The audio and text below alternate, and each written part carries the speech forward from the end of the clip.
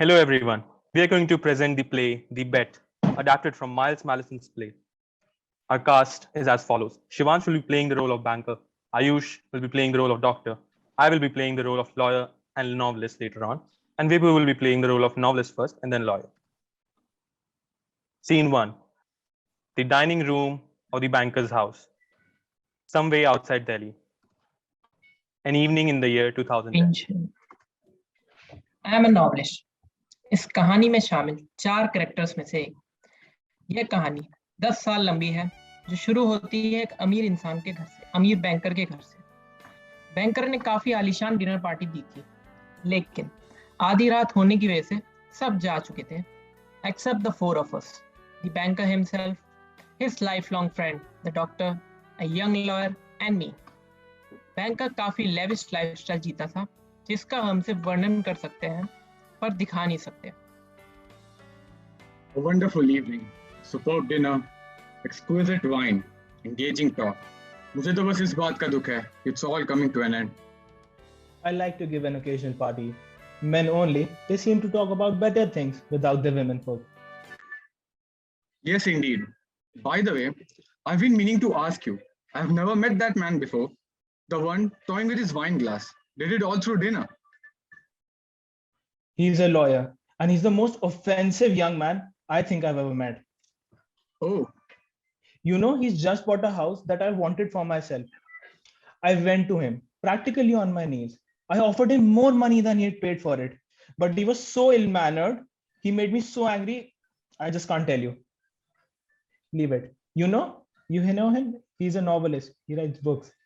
yes, indeed. A very fine novelist.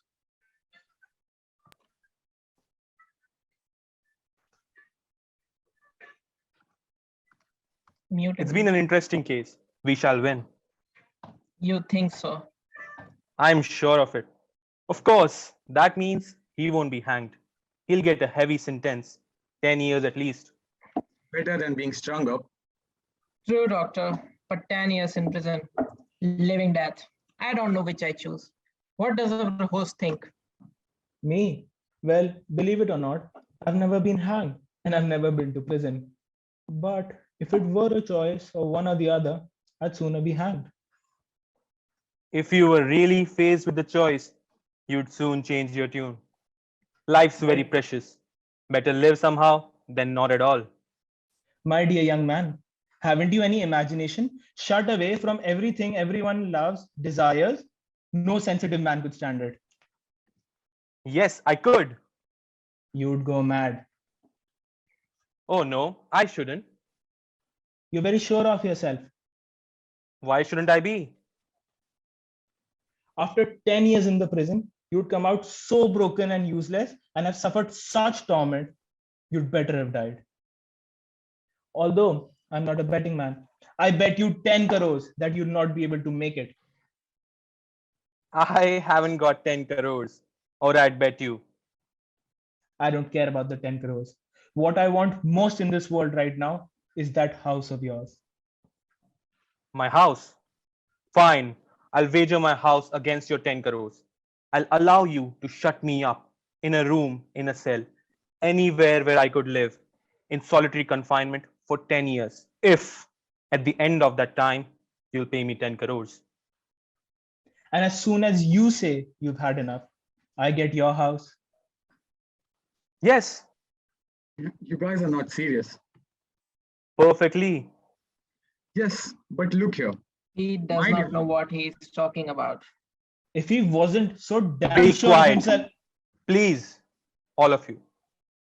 Thank you. Now listen, I can tell you in a very few words why I'm in such deadly earnest, or what might seem at first a fantastic proposition. You laugh. Believe me, to me, it's no laughing matter. You, sir, suggested I had no imagination. I have a more than usually strong one. We only live once. We come from nowhere and disappear into nothing. Sometimes the biggest risk in life is to not take a risk at all. I'm 25. When I'm 35, with all my vitality and vigor still unused, I can go on to live a lavish life. I'm flabbergasted. I don't know what to say. You need to say nothing.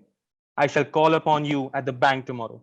We need to draw up an agreement with no loopholes for either of us.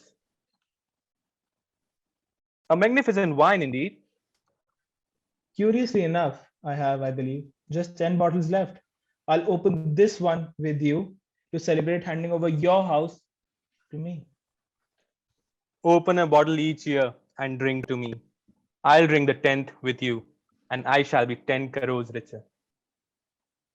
The three of us, the banker, the doctor, and myself, meet again about a week later at the banker's house and in the same room. He is already shut up. Has been for nearly a week. This could be my next book. Anything sensational so far? Nothing. He came to see me at the bank as he said he would. And as soon as he started on the details, believe me, I wanted to drop the whole thing, but he wouldn't hear of it. Of course, his family won't allow it. Damn it, he hasn't got a family. There isn't a soul in the world who cares as to what he does or where he is. He has nothing except this obsession to have those 10 crore of mine from What being the about bed. the 10 years? He says that's nothing. Nothing? That's surprising. So you have got him shut up under lock and key. No, there's no lock and key about it. That's the whole point. He can walk out whenever he likes. And as soon as he does, he'll lose the bet. And it's unthinkable that he shouldn't. Where is he? You remember in the garden, I had a room built as a study. I had a wash basin, a table, and a chair put up. But I hardly found myself using it because I found it too lonely. He's over there. Is that him moving to and fro across that little window? Yeah, that's him. Can I talk to him? As much as you like. But even if he answers just by one syllable, he'll lose the bet. And he can only talk to me. And I won't go near him. That was my stipulation for the bet. A pretty stiff one. Well, he agreed to it without any argument. And I wanted to make it as difficult for him as possible. I want him out of there. And I want that house. Well, I'm not surprised. But as I did walk across the lawn towards that little window, the shutter has been closed from the inside. And somehow, I wasn't quite so sure that the banker was going to win the bet. We again met a year later on the first anniversary, just the three of us, at the dinner with the same wine. How time flies. I can hardly believe it's been an year since we had that conversation about capital punishment and imprisonment. I wonder if it's flying for him. Still there. Ugh. Still there. And ironically, I no longer want his house. What? And have you told him? Of course I have. I've not only told him he can come out without losing his house, I've also offered him a considerable sum of money by way of compensation. But he wants those 10 crores. So instead, I've been relaxing the rules. Instead of a book a week, he can have as many as he likes. And does he? Dozens. What sort? Novels of all sorts. And what about food? He can have anything he wants. And my chef cooks it for him. He's been ordering himself very elaborate meals with plenty of wine, I must say.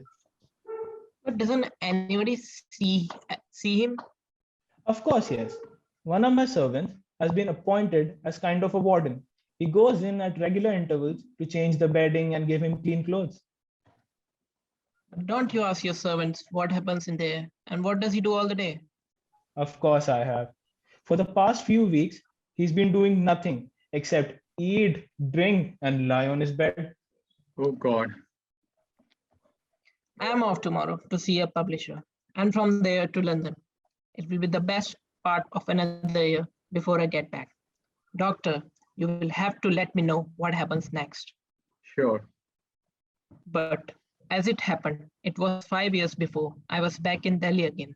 And in the banker's house, I found him at his desk. Come in. I didn't know you were back.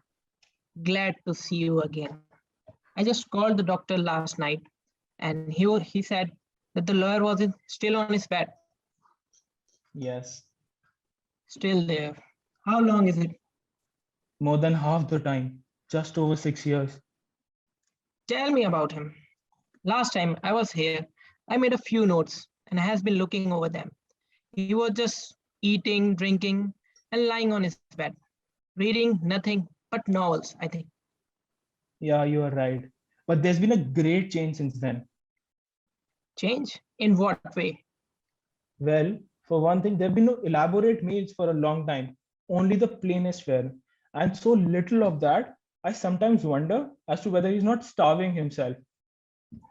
Furthermore, he stopped drinking wine, but he does drink a great deal of coffee, and he stopped asking for novels. When did this happen? One day, years ago, I got a short note from him saying, "No more fiction, anything else you like." So I sent him a mixed lot from my library. Then he asked for books on history, geography, maps of the world. Oh, yeah. And then it foreign languages, both elementary and advanced. For a while, I used to get short notes in various languages, inquiring as to whether they were correct or not. And for the most part, they were. And then unexpectedly, he asked for a Bhagavad Gita. Bhagavad Gita? And my man told me he seemed to be reading it page by page from cover to cover, sitting upright at his table. And then all of a sudden, he stopped asking for books.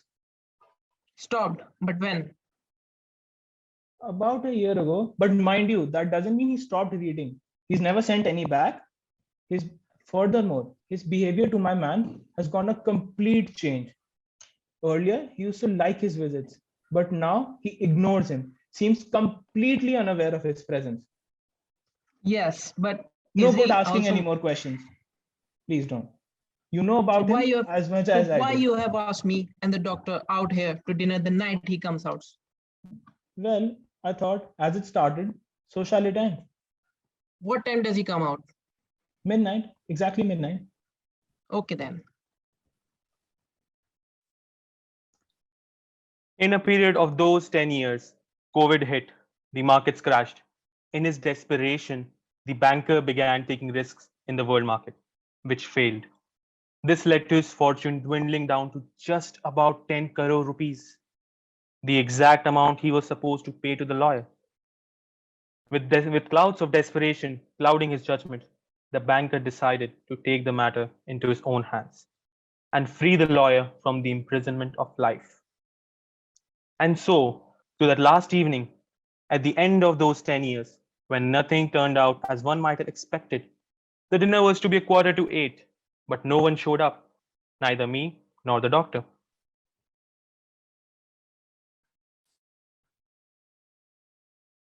My friends have forsaken me.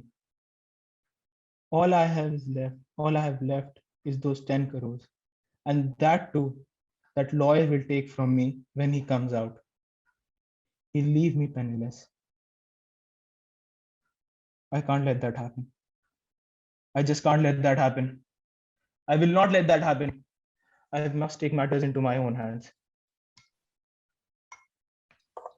And so the banker, with the 10th, crossed the lawn, reached the little shuttered window behind which the lawyer had been imprisoned for 10 years, and knocked on it.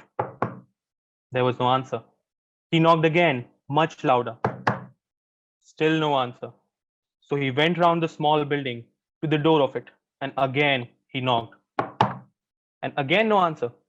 So he shouted as loud as he could sing if he might come in. Still no sound from inside. So he opened the door and went in. The banker told me that as he came through the door and looked into it, he only took in two things: that the banker was at the table, apparently lifeless, and that there were books lying all over the place. That's all I need to tell you now, and you can see how the story ended. The banker appears with a bottle of wine and two glasses. He stands in the doorway and takes his first look with dread into the room. A long look, then slowly the lawyer raises his head and the banker sees his face. It is the face of an old man, the skin like dried parchment, the hair too long. Who are you? What do you want? You know me. Oh, yes, I know you. I've come to congratulate you on winning our bet. And I've brought this 10 bottle. You remember? We promised we'd drink it together. I remember. The toast. Now, what shall it be to? To your endurance? To my endurance, why not to the future? Why, yes. Thank you. I think you want to hear now how I got so far. Yeah, indeed. It's strange to be talking. The first year was dreadful, worse than that I have ever thought. I was on a point of giving in. I was saved by a mere chance. But when I asked you for anything but novels, you sent me a mixed bag. And among them, there was a book called Lives of Saints. And there, I read of men and women who have renounced everything and followed the path of duty. They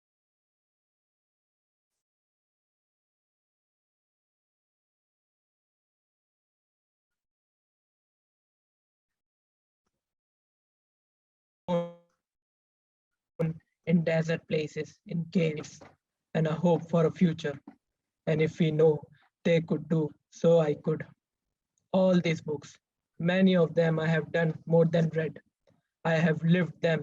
You will be surprised by the things I have done, the places I have visited, the people I have met. I had an active life. Oh, yes, I have climbed mountains, I have won races, I have been to sea, I have discovered new lands, and I have loved the most beautiful woman. More and more, everything happened exactly as I wished. If it didn't, I lived it again. Sometimes, several times, until it reached a perfection that can never be repeated. But now, strangely, when the time has come, I feel at the stage of going out again among my fellow men. You did not want my house, and I will not take your 10 crores. Money, I have no use for it. I will make no claim on you.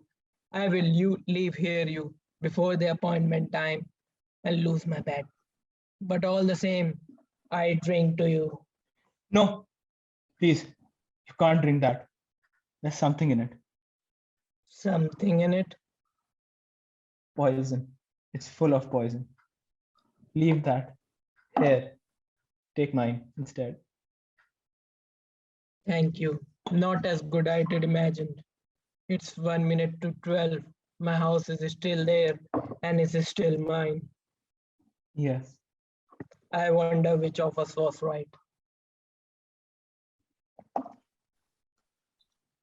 So the lawyer continues his slightly shuffling walk towards the door.